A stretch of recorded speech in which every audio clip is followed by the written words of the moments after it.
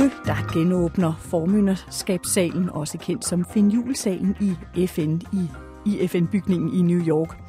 Salen blev i sin tid indrettet af den danske møbelarkitekt Finn Juhl i 1952, og nu er den blevet genskabt af 2 andre danske møbelarkitekter, nemlig Kasper Saldo og Thomas Sigsgaard. Og dem taler jeg med her i studiet om cirka 5 minutter. Vært i Kulturnyt i dag er Katrine Nyland Sørensen. Og i går, der kunne jeg her i Kulturnyt fortælle om en falsk pressemeddelelse, hvor i der blandt andet stod, at Louisiana med øjeblikkelig virkning lukker alle sine udstillinger, fordi de besøgende har for mange penge og interesserer sig for meget for museumsbutikken og meget lidt for selve kunsten. Siden da har jeg på forskellige vis fundet frem til manden bag den falske pressemeddelelse. Det er en russisk kunstner, der hedder Petro Votkins, og jeg har spurgt ham, hvad ideen er bag at erklære Louisiana for lukket.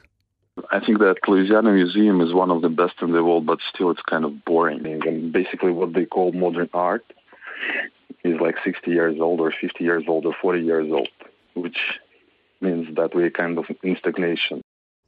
Petro Votkins synes, at Louisiana er et af verdens bedste museer, men det er samtidig også kedeligt, fordi det, der bliver kaldt moderne kunst, efterhånden har 50 år på banen. Og der er efter hans mening tegn på stagnation. Og så er der også en tendens, som man ser ikke bare på Louisiana, men på alverdens kunstmuseer. Det er for eksempel det her med, hvor meget butikker og restauranter fylder. Da Petro Votkins for et par uger siden var på Louisiana, var der for eksempel stuende fyldt i restauranten og i butikken, mens der var næsten gabende tomt i salene, hvor man kan se kunsten. Og han synes, at efterhånden handler det hele mere om marketing end om kunst. Now it's much more about business than about the art. All these gift shops and all these restaurants in the museums, it's just another marketing things which have nothing close to the art. And art right now became like more marketing and money thing than something that's challenging people. I was in Louisiana like a couple of weeks ago, and it was no even single empty table in that wonderful dining room. It was like hundreds of people in this bookshop and whatever, and it was just few people cruising around and watching art pieces. That's basically what impressed me very much. Hvis Petro Votkins var direktør for Louisiana, kunne han godt tænke sig at se mindre butiksplads og mere plads til workshops for unge kunstnere, der fører moderne kunst ind i nye retninger. I would like it to be some kind of workshop for young artists, some kind of space where people really create art, where people are involved in creating art, where management gives opportunities to make something new, except exhibiting something that was created like 50 years ago. Men når der så pludselig dukker en russisk kunstner op, som vil fortælle Louisianas ledelse, hvad de bør gøre anderledes, er det så fordi, at alt er meget bedre på russiske museer for moderne kunst? No. Russia is much more stagnating than Denmark.